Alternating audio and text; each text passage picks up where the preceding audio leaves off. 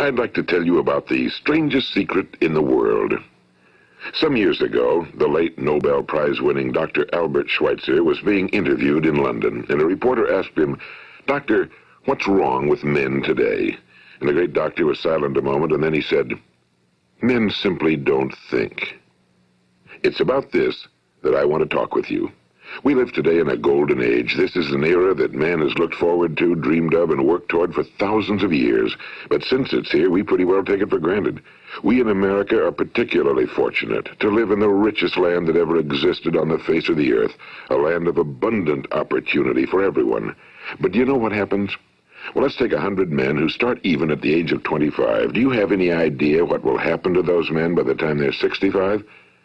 These 100 men who all start even at the age of 25 believe they're going to be successful. If you asked any one of these men if he wanted to be a success, he'd tell you he did. And you'd notice that he was eager toward life, that there was a certain sparkle to his eye, an erectness to his carriage, and life seemed like a pretty interesting adventure to him.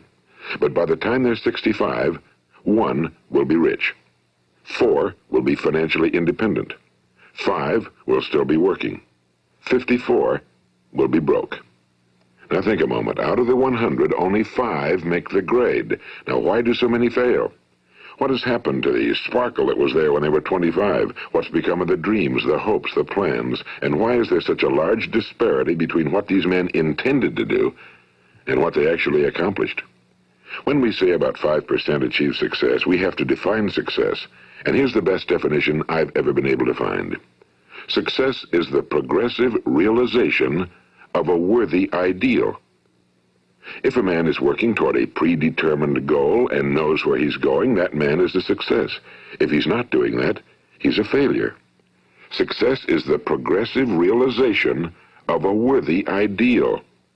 Rollo May, the distinguished psychiatrist, wrote a wonderful book called Man's Search for Himself. And in this book he says, the opposite of courage in our society is not cowardice. It is conformity. And there you have the trouble today. It's conformity, people acting like everyone else without knowing why, without knowing where they're going. Now think of it. In America right now, there are over 18 million people 65 years of age and older. And most of them are broke. They're dependent on someone else for life's necessities. Now, we learn to read by the time we're 7. We learn to make a living by the time we're 25. Usually by that time, we're not only making a living, we're supporting a family. And yet, by the time we're 65, we haven't learned how to become financially independent in the richest land that has ever been known. Why? We conform. And the trouble is that we're acting like the wrong percentage group, the 95 who don't succeed. Now, why do these people conform? Well, they really don't know. These people believe that their lives are shaped by circumstances, by things that happen to them, by exterior forces. They're outer-directed people. A survey was made one time that covered a lot of men, working men, and these men were asked, "Why do you work? Why do you get up in the morning?" 19 out of 20 had no idea. If you ask them, they'll say, well, everyone goes to work in the morning, and that's the reason they do it, because everyone else is doing it. Now let's get back to our definition of success. Who succeeds? The only person who succeeds is the person who is progressively realizing a worthy ideal. He's the person who says, I'm going to become this, and then begins to work toward that goal. I'll tell you who the successful people are. A success is the school teacher who's teaching school because that's what he or she wants to do. The success is the woman who's a wife and mother because she wanted to become a wife and mother and is doing a good job of it. The success is the man who runs the corner gas station because that was his dream. That's what he wanted to do. The success is the successful salesman who wants to become a top-notch salesman and grow and build with his organization. A success is anyone who is doing deliberately a predetermined job because that's what he decided to do deliberately. But only 1 out of 20 does that. That's why today there isn't really any competition unless we make it for ourselves. Instead of competing, all we have to do is create. You know, for 20 years, I looked for the key which would determine what would happen to a human being. Was there a key I wanted to know which would make the future a promise that we could foretell to a large extent? Was there a key that would guarantee a person's becoming successful if he only knew about it and knew how to use it? Well, there is such a key, and I've found it.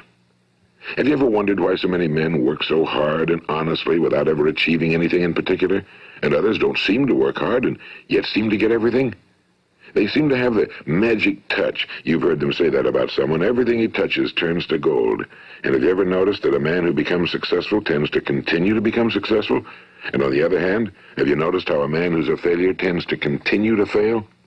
Well, it's because of goals. Some of us have goals, some don't. People with goals succeed because they know where they're going. It's that simple. Think of a ship leaving a harbor, and think of it with the complete voyage mapped out and planned. The captain and crew know exactly where it's going and how long it'll take. It has a definite goal. Now, 9,999 times out of 10,000, it will get to where it started out to get. Now let's take another ship, just like the first, only let's not put a crew on it or a captain at the helm. Let's give it no aiming point, no goal, no destination. We just start the engines and let it go. I think you'll agree with me that if it gets out of the harbor at all, it will either sink or wind up on some deserted beach, a derelict. It can't go anyplace because it has no destination and no guidance, and it's the same with a human being. Take the salesman, for example. There's no other person in the world today with the future of a good salesman. Selling is the world's highest paid profession, if we're good at it and if we know where we're going. Every company needs top-notch salesmen, and they reward those men. The sky's the limit for them. But how many can you find?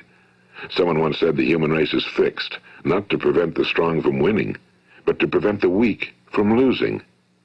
The American economy today can be likened to a convoy in time of war. The entire economy is slowed down to protect its weakest link, just as the convoy had to go at the speed that would permit its slowest vessel to remain in formation. That's why it's so easy to make a living today. It takes no particular brains or talent to make a living and support a family today. So we have a plateau of so-called security, if that's what a person's looking for. But we do have to decide how high above this plateau we want to aim. Now let's get back to the strangest secret in the world, the story that I wanted to tell you today. Why do men with goals succeed in life and men without them fail? Well, let me tell you something which, if you really understand it, will alter your life immediately. If you understand completely what I'm going to tell you from this moment on, your life will never be the same again. You'll suddenly find that good luck just seems to be attracted to you. The things you want just seem to fall in line, and from now on you won't have the problems, the worries, the gnawing lump of anxiety that perhaps you've experienced before. Doubt, fear, well, they'll be things of the past. Here's the key to success and the key to failure. We become what we think about. Now let me say that again. We become what we think about. Throughout all history, the great wise men and teachers, philosophers and prophets have disagreed with one another on many different things. It's only on this one point that they are in complete and unanimous agreement. Listen to what Marcus Aurelius, the great Roman emperor, said. A man's life is what his thoughts make of it. Disraeli said this, everything comes if a man will only wait. I've brought myself by long meditation to the conviction that a human being with a settled purpose must accomplish it, and that nothing can resist a will that will stake even existence for its fulfillment. Ralph Waldo Emerson said this, a man is what he thinks about all day long. William James said, the greatest discovery of my generation is that human beings can alter their lives by altering their attitudes of mind. And he also said, we need only in cold blood act as if the thing in question were real, and it will become infallibly real by growing into such a connection with our life that it will become real. It will become so knit with habit and emotion that our interest in it will be those which characterize belief. And he also said, if you only care enough for a result, you will almost certainly attain it. If you wish to be rich, you will be rich. If you wish to be learned, you will be learned. If you wish to be good, you will be good. Only you must then really wish these things and wish them exclusively, and not wish at the same time 100 other incompatible things just as strongly. In the Bible, you read in Mark 9:23, if thou canst believe, all things are possible to him that believeth. My old friend Dr. Norman Vincent Peale put it this way, this is one of the greatest laws in the universe. Fervently do I wish I had discovered it as a very young man. It dawned upon me much later in life, and I found it to be one of the greatest, if not my greatest discovery outside of my relationship to God. The great law, briefly and simply stated, is that if you think in negative terms, you will get negative results. If you think in positive terms, you will achieve positive results. That is the simple fact, he went on to say, which is at the basis of an astonishing law of prosperity and success. In 3 words, believe and succeed. William Shakespeare put it this way: our doubts are traitors and make us lose the good we oft might win by fearing to attempt. George Bernard Shaw said, people are always blaming their circumstances for what they are. I don't believe in circumstances. The people who get on in this world are the people who get up and look for the circumstances they want, and if they can't find them, make them. Well, it's pretty apparent, isn't it? And every person who discovered this for a while believed that he was the first one to work it out. We become what we think about. Now, it stands to reason that a person who's thinking about a concrete and worthwhile goal is going to reach it, because that's what he's thinking about, and we become what we think about. Conversely, the man who has no goal, who doesn't know where he's going, and whose thoughts must therefore be thoughts of confusion and anxiety and fear and worry, becomes what he thinks about. His life becomes one of frustration and fear and anxiety and worry. And if he thinks about nothing, he becomes nothing. Now, how does it work? Why do we become what we think about? Well, I'll tell you how it works as far as we know. Now, to do this, I want to tell you about a situation that parallels the human mind. Suppose a farmer has some land, and it's good fertile land. Now, the land gives the farmer a choice. He may plant in that land whatever he chooses. The land doesn't care. It's up to the farmer to make the decision. Now, remember, we're comparing the human mind with the land because the mind, like the land, doesn't care what you plant in it. It will return what you plant, but it doesn't care what you plant. Now, let's say that the farmer has 2 seeds in his hand. One is a seed of corn. The other is nightshade, a deadly poison. He digs 2 little holes in the earth, and he plants both seeds, one corn, the other nightshade. He covers up the holes, waters, and takes care of the land, and what will happen? Invariably, the land will return what's planted. As it's written in the Bible, as ye sow, so shall ye reap. Now remember, the land doesn't care. It'll return poison in just as wonderful abundance as it will corn. So up come the 2 plants, one corn, one poison. Now, the human mind is far more fertile, far more incredible and mysterious than the land, but it works the same way. It doesn't care what we plant. Success, failure. A concrete, worthwhile goal, or confusion. Misunderstanding, fear, anxiety, and so on. But what we plant, it must return to us. You see, the human mind is the last great unexplored continent on Earth. It contains riches beyond our wildest dreams. It will return anything we want to plant. Now, you might say, well, if that's true, why don't people use their minds more? Well, I think they've figured out an answer to that one, too. Our mind comes as standard equipment at birth. It's free, and things that are given to us for nothing we place little value on. Things that we pay money for, we value. The paradox is that exactly the reverse is true. Everything that's really worthwhile in life came to us free.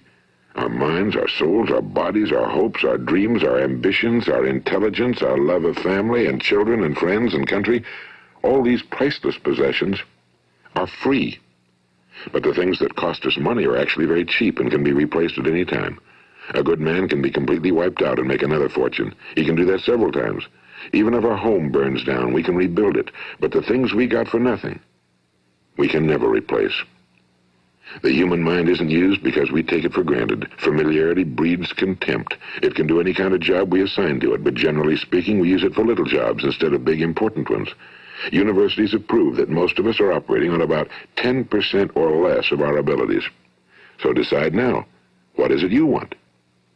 Plant your goal in your mind. It's the most important decision you'll ever make in your entire life. What is it you want? Do you want to be an outstanding salesman? A better worker at your particular job? Do you want to go places in your company, in your community? Do you want to get rich? All you've got to do is plant that seed in your mind, care for it, work steadily toward your goal, and it will become a reality. It not only will, there's no way that it cannot. You see, that's a law, like the laws of Sir Isaac Newton, the laws of gravity. If you get on top of a building and jump off, you'll always go down. You'll never go up, and it's the same with all the other laws of nature. They always work. They're inflexible. Think about your goal in a relaxed, positive way. Picture yourself in your mind's eye as having already achieved this goal. See yourself doing the things you will be doing when you've reached your goal. Ours has been called the phenobarbital age, the age of ulcers and nervous breakdowns and tranquilizers. At a time when medical research has raised us to a new plateau of good health and longevity, far too many of us worry ourselves into an early grave trying to cope with things in our own little personal ways without learning a few great laws that will take care of everything for us. These things we bring on ourselves through our habitual way of thinking. Every one of us is the sum total of his own thoughts. He is where he is because that's exactly where he really wants to be, whether he'll admit that or not. Each of us must live off the fruit of his thoughts in the future, because what you think today and tomorrow, next month and next year, will mold your life and determine your future. You're guided by your mind. I remember one time I was driving through eastern Arizona and I saw one of those giant earth-moving machines roaring along the road at about 35 miles an hour with what looked like 30 tons of dirt in it. A tremendous, incredible machine, and there was a little man perched way up on top with the wheel in his hands guiding it. And as I drove along, I was struck by the similarity of that machine to the human mind. Just suppose you're sitting at the controls of such a vast source of energy. Are you going to sit back and fold your arms and let it run itself into a ditch? Or are you going to keep both hands firmly on the wheel and control and direct this power to a specific, worthwhile purpose? It's up to you. You're in the driver's seat. You see, the very law that gives us success is a two-edged sword. We must control our thinking. The same rule that can lead a man to a life of success, wealth, happiness, and all the things he ever dreamed of for himself and his family. That very same law can lead him into the gutter. It's all in how he uses it, for good or for bad. This is the strangest secret in the world. Now, why do I say it's strange, and why do I call it a secret? Actually, it isn't a secret at all. It was first promulgated by some of the earliest wise men, and it appears again and again throughout the Bible, but very few people have learned it, understand it. That's why it's strange, and why for some equally strange reason it virtually remains a secret. I believe that you could go out and walk down the main street of your town and ask one man after another what the secret of success is, and you probably wouldn't run into one man in a month who could tell you. Now, this information is enormously valuable to us if we really understand it and apply it. It's valuable to us not only for our own lives, but the lives of those around us, our families, employees, associates, and friends. Life should be an exciting adventure. It should never be a bore. A man should live fully, be alive. He should be glad to get out of bed in the morning. He should be doing a job he likes to do because he does it well. One time I heard Grove Patterson, the great late editor-in-chief of the Toledo Daily Blade, make a speech, and as he concluded his speech, he said something I've never forgotten. He said, "My years in the newspaper business have convinced me of several things. Among them, that people are basically good, and that we came from someplace and we're going someplace. So we should make our time here an exciting adventure. The architect of the universe didn't build a stairway leading nowhere." And the greatest teacher of all, the carpenter from the plains of Galilee, gave us the secret time and time again. As ye believe, so shall it be done unto you. I've explained the strangest secret in the world and how it works. Now, on this side, I want to explain how you can prove to yourself the enormous returns possible in your own life by putting this secret to a practical test. I want you to make a test that will last 30 days. It isn't going to be easy, but if you'll give it a good try, it will completely change your life for the better. Now, back in the 17th century, Sir Isaac Newton, the English mathematician and natural philosopher, gave us some natural laws of physics which apply as much to human beings as they do to the movement of bodies in the universe. And one of these laws is that for every action, there is an equal and opposite reaction. Simply stated, as it applies to you and me, it means we can achieve nothing without paying the price. The results of your 30-day experiment will be in direct proportion to the effort you put forth. To be a doctor, you must pay the price of long years of difficult study. To be successful in selling, and remember that each of us succeeds to the extent of his ability to sell. Selling our families on our ideas, selling education in schools, selling our children on the advantages of living the good and honest life, selling our associates and employees on the importance of being exceptional people. To, of course, the profession of selling itself. But to be successful in selling our way to the good life, we must be willing to pay the price. Now, what is that price? Well, it's many things. First, it's understanding emotionally, as well as intellectually, that we literally become what we think about, that we must control our thoughts if we're to control our lives. It's understanding fully that as ye sow, so shall ye reap. Second, it's cutting away all fetters from the mind and permitting it to soar as it was divinely designed to do. It's the realization that your limitations are self-imposed and that the opportunities for you today are enormous beyond belief. It's rising above narrow-minded pettiness and prejudice. And third, it's using all your courage to force yourself to think positively on your own problem, to set a definite and clearly defined goal for yourself, to let your marvelous mind think about your goal from all possible angles, to let your imagination speculate freely upon many different possible solutions, to refuse to believe that there are any circumstances sufficiently strong to defeat you in the accomplishment of your purpose, to act promptly and decisively when your course is clear, and to keep constantly aware of the fact that you are, at this moment, standing in the middle of your own acres of diamonds, as Russell Conwell used to point out. And fourth, save at least 10% of every dollar you earn. It's also remembering that no matter what your present job, it has enormous possibilities, if you're willing to pay the price. Now let's just go over the important points in the price each of us must pay to achieve the wonderful life that can be ours. It is, of course, worth any price. 1. You will become what you think about. 2. Remember the word imagination and let your mind begin to soar. 3. Courage. Concentrate on your goal every day. 4. Save 10% of what you earn. And 5. Action. Ideas are worthless unless we act on them. Now, I'll try to outline the 30-day test I want you to make. Keep in mind that you have nothing to lose by making this test and everything you could possibly want to gain. There are two things that may be said of everyone. Each of us wants something, and each of us is afraid of something. I want you to write on a card what it is you want more than anything else. It may be more money. Perhaps you'd like to double your income or make a specific amount of money. It may be a beautiful home. It may be success at your job. It may be a particular position in life. It could be a more harmonious family. Each of us wants something. Now write down on your card specifically what it is you want. Make sure it's a single goal and clearly defined. You needn't show it to anyone, but carry it with you so that you can look at it several times a day. Think about it in a cheerful, relaxed, positive way each morning when you get up, and immediately you have something to work for, something to get out of bed for, something to live for. Look at it every chance you get during the day and just before going to bed at night. And as you look at it, remember that you must become what you think about, and since you're thinking about your goal, you realize that soon it will be yours. In fact, it's yours really the moment you write it down and begin to think about it. Look at the abundance all around you as you go about your daily business. You have as much right to this abundance as any other living creature. It's yours for the asking. Now we come to the difficult part. Difficult because it means the formation of what is probably a brand new habit, and new habits are not easily formed. Once formed, however, it will follow you for the rest of your life. Stop thinking about what it is you fear.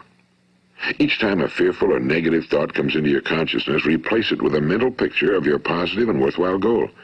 And there will come times when you'll feel like giving up. It's easier for a human being to think negatively than positively. That's why only 5% are successful. You must begin now to place yourself in that group. For 30 days, you must take control of your mind. It will think about only what you permit it to think about. Each day for this 30-day test, do more than you have to do. In addition to maintaining a cheerful, positive outlook, give of yourself more than you've ever done before. Do this knowing that your returns in life must be in direct proportion to what you give. The moment you decide on a goal to work toward, you're immediately a successful person. You are then in that rare and successful category of people who know where they're going. Out of every 100 people, you belong to the top 5.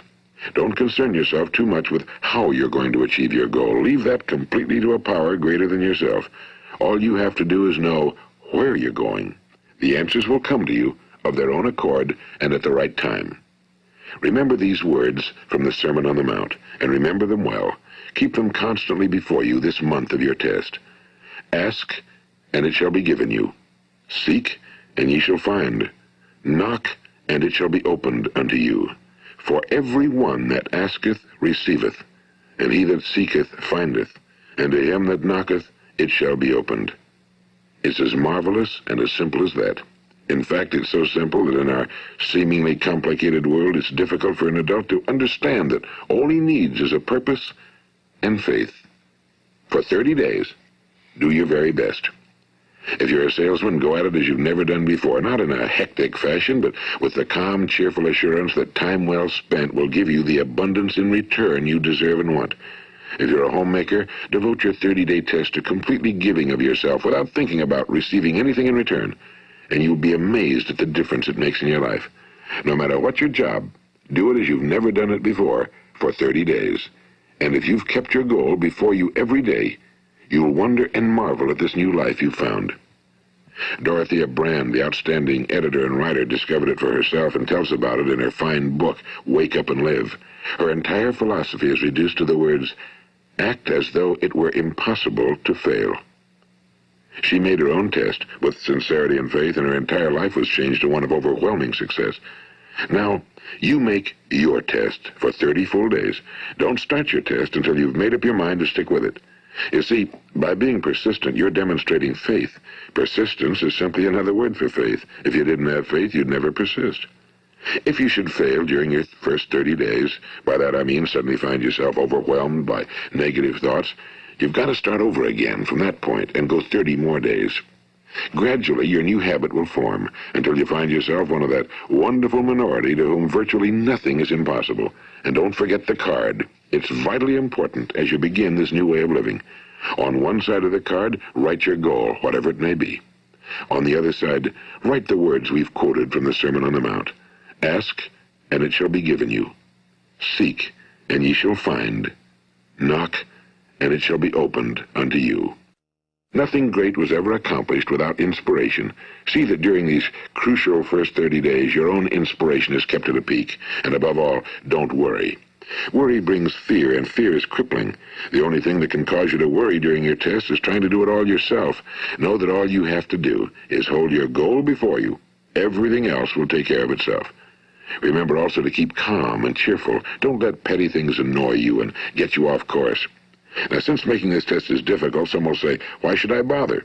Well, look at the alternative. No one wants to be a failure. No one really wants to be a mediocre individual. No one wants a life constantly filled with worry and fear and frustration.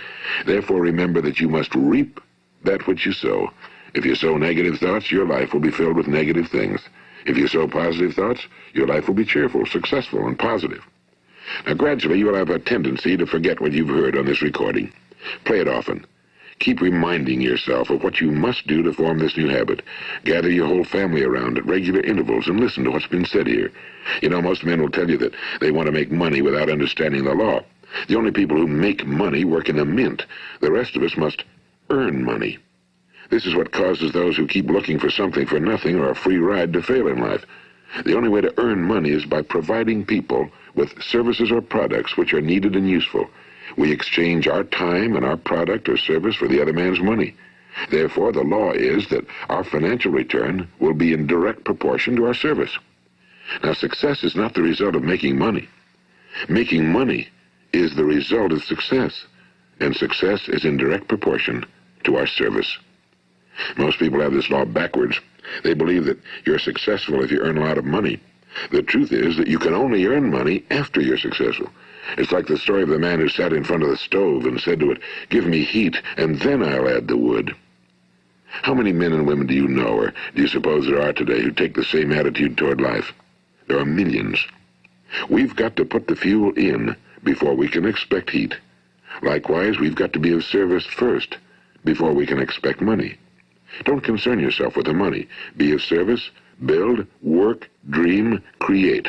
Do this and you'll find there's no limit to the prosperity and abundance that will come to you. Prosperity, you know, is founded upon a law of mutual exchange.